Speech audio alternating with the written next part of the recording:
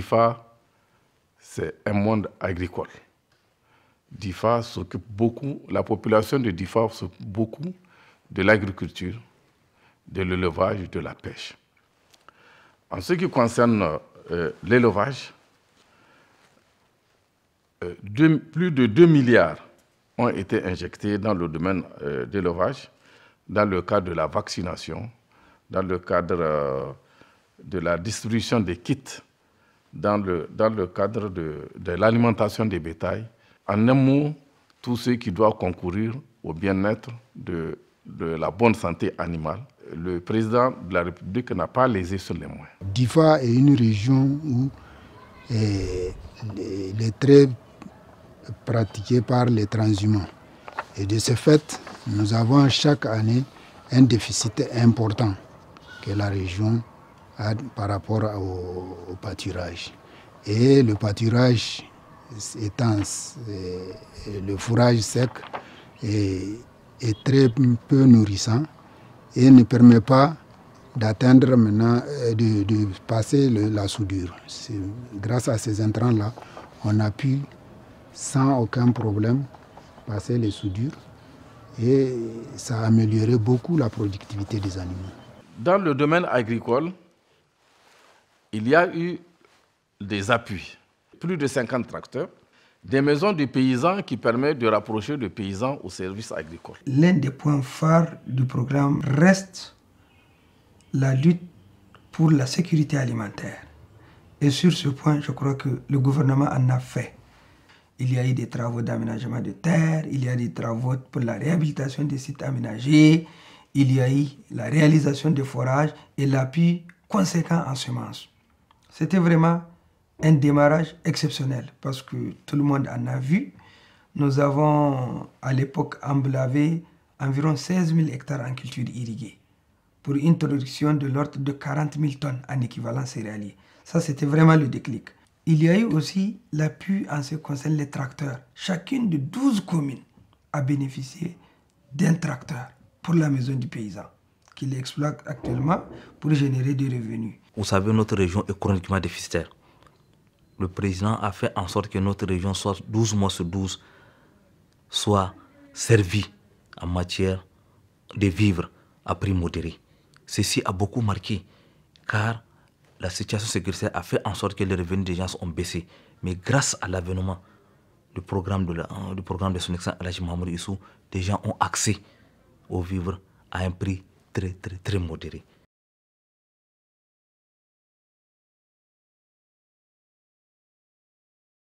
En matière d'hydraulique, aujourd'hui nous sommes champions dans la région, dans la mesure où presque toutes les localités, à savoir les villages, sont couverts par des points d'eau. Et ceci grâce au programme de son excellence Elhadji Mahamadou Issou. En matière d'environnement, les jeunes ont été utilisés, primo, pour restaurer la terre. Et à travers la restauration de la terre, ils ont eu des revenus consistants qui les a permis de les stabiliser pour ne pas partir ailleurs. Donc ceci prouve que ça a touché presque l'ensemble des couches de la population et principalement les jeunes qui sont plus préoccupés par les questions de non-emploi. De 2011 à 2015, on avait le programme national eau, hygiène, assainissement qui appuyait les réalisations de l'État au niveau des villages.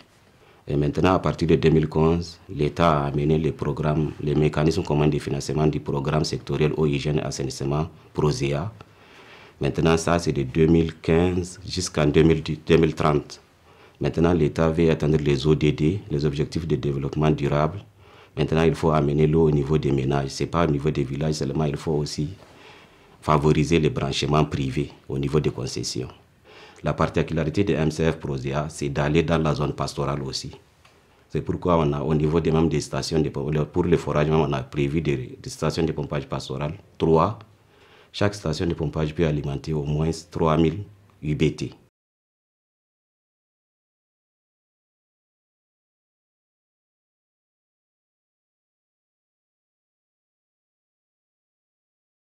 Dans le cadre de la santé, Dieu merci, notre commune en a bénéficié beaucoup.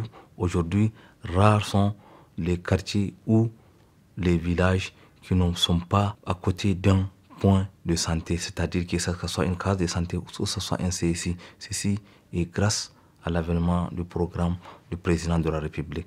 Quand vous prenez le domaine des infrastructures, c'est plus d'une trentaine d'infrastructures qui ont été réalisées. Vous avez la transformation des cases de santé en CSI, construction des laboratoires, des maternités. Et vous avez aussi la clôture des CSI, la réhabilitation par exemple de l'hôpital de l'HD, l'hôpital de district de Ndjidjimi, avec la construction d'un bloc, d'une maternité, etc. Quand vous prenez le matériel roulant, vous avez, la région a été dotée de plus de 20 ambulances, une vingtaine aussi de véhicules utilitaires, une soixantaine de motos. Quand vous prenez les ressources humaines, c'est plus de 100 agents qui ont été affectés ici, toutes catégories confondues. Vous avez des chirurgiens, des gynécologues, des internistes, des infirmiers, des nutritionnistes, des laborantins, des aides-chirurgiens, des anesthésistes, des techniciens en radiologie, en échographie, etc., etc. La région a été dotée d'équipements modernes. Vous avez vu, en tout cas, il y a eu l'amélioration, en tout cas, de l'état de santé de la population, surtout dans ce contexte, la gratuité. La plupart des prises en charge, en tout cas, sont gratuites. Quand vous prenez même tous les cas de blessés, sont pris gratuitement en charge au niveau du CHR. L'État nous a doté de médicaments pour, en tout cas, poursuivre la gratuité des soins. Ici, ce n'est pas seulement au niveau des enfants de 0,5 ans. Vous allez trouver, en tout cas, des structures, des districts dans lesquels la gratuité est totale.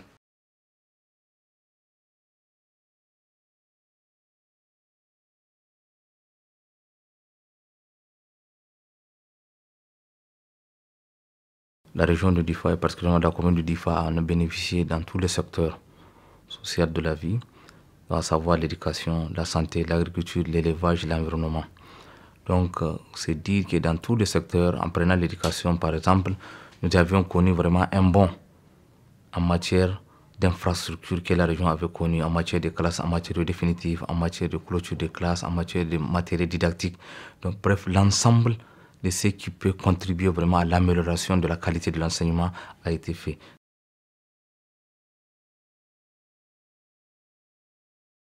En termes d'infrastructures et équipements, nous avons reçu 134 salles de classe pour un total de 40 établissements publics, 30 blocs latrines. Il y en a qui sont de 2 box, il y en a qui sont de 3 box. On nous a confectionné aussi 2925 tables bancs. Proportionnellement au nombre d'établissements de la région, je pense que c'est un grand effort qui a été fourni ici. Vous savez, depuis 2015, suite à l'attaque simultanée de Bosso et de Difa, 151 écoles ont été fermées. Et par la suite, très rapidement, exactement en novembre, nous avons pu relocaliser l'ensemble de ces écoles-là. Aujourd'hui, avec l'appui fait par l'État et également les partenaires, rien que dans les 191 sites d'urgence de Difa, nous totalisons 52 516 élèves. Si vous faites rapidement la comparaison entre les 52 516 en 2018, en fin 2018, et les 3 000 élèves, vous avez vu qu'il y a eu vraiment un effort appréciable qui a été fourni. Et ça, c'est avec l'appui de l'État nigérien et également les partenaires qui sont présents à Difa. Depuis bientôt 10 ans, là, où les écoles marchent parfaitement dans la région de Difa, parce que nous connaissons les difficultés qui ont passé. Et ça, pourquoi ça marche maintenant? Parce que c'est le local, parce que l'enseignant, s'il n'est pas dans des conditions, il ne peut rien faire. L'enfant, s'il n'est pas dans des conditions, c'est la même chose, il ne peut rien faire. Ici, enseignants et élèves sont dans des conditions de travail. Et vraiment, nous reconnaissons que ça, là, c'est l'effort du président de la République, son Excellence Issoufou Mamadou. Et nous ne pouvons que le remercier pour ces actions menées dans le sens de l'enseignement dans notre région. Le président de la République, face aux attaques de Boko Haram, a mis le prix qu'il faut pour avoir la paix à Difa. Il a mis les moyens qu'il faut à la disposition de l'armée pour que la paix revienne dans la région de Difa. Et nous sommes actuellement en train de la gérer dans de très bonnes conditions. Dans tous les secteurs de la vie, le programme de son Excellence a touché l'ensemble des acteurs, l'ensemble des gens qui sont concernés, l'ensemble des cibles qui doivent être touchées ont été touchés. Principalement aujourd'hui, les jeunes, ils se réjouissent parce que beaucoup, dans le cadre même de l'enseignement professionnel, de la formation professionnelle, le programme en a apporté beaucoup. Les gens en ont reçu beaucoup et aujourd'hui, ceci a permis de stabiliser le départ de ces jeunes-là. To kasan gari wannan inde ba naka bane ba, in ka ji ana cewa gari babu tashi hankali inde ba naka ba ka zamna a ciki ba za ka sani ba. Kai bako in ka ji ana faɗi baka gani ba baka ci ai wannan tabbas ne sai ka gani da idonka. Amma yanzu difa alhamdulillah mun gode ma Allah. Muna rayuwar mu da sai Allah gari Allah ya waye kowa zai tayi harkan shi. Dare yayi har zuwa Ventura zai ba ruwanka kai yawonka shikenan. Shugaban kasar mu Alhaji Muhammadu Isu sai dai mu yi ta ƙara mai godiya. Mu yi ta ƙara mai godiya. Mun ni godiya. Tunda yanzu muna kwance lamin lahiya mu tashi kowa ya harkokin shi lamin lahiya. Mun gode ma Allah. Kuma muna ma godiya mu shugaban mu Isu Muhammadu Isu. Muna mai godiya. Allah tabbatar alheri. Allah ƙara rika.